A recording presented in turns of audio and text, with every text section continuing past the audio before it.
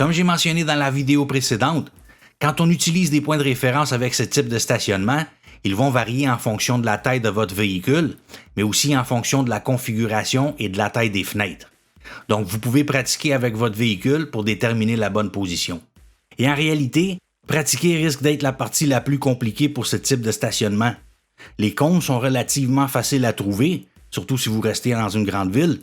Vous pouvez en acheter au magasin à 1$ pour pas cher. Vous pouvez aussi les trouver dans certaines quincailleries, mais ils sont un peu plus chers parce qu'ils sont de meilleure qualité, surtout les plus hauts, qui s'appellent des bollards. Ça vaut peut-être pas la peine de dépenser autant d'argent pour quelque chose que vous utiliserez probablement seulement une fois. Donc, à certains endroits, vous pouvez en louer chez un commerce de location d'outils. Il suffit de faire une recherche avec les mots « location de cône de signalisation » ou « bollard ». Mais en réalité, vous n'avez pas vraiment besoin de cône pour pratiquer. Vous pouvez par exemple utiliser quelques bouteilles de 4 litres d'eau ou de lave-glace vides. Le plus difficile à trouver sera probablement un endroit où pratiquer.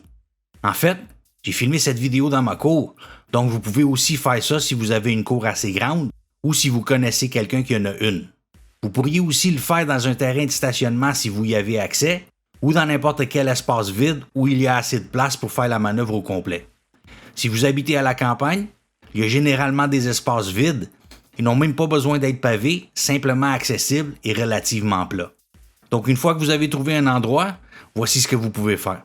Informez-vous de la distance entre les cônes à l'endroit où vous passez votre examen.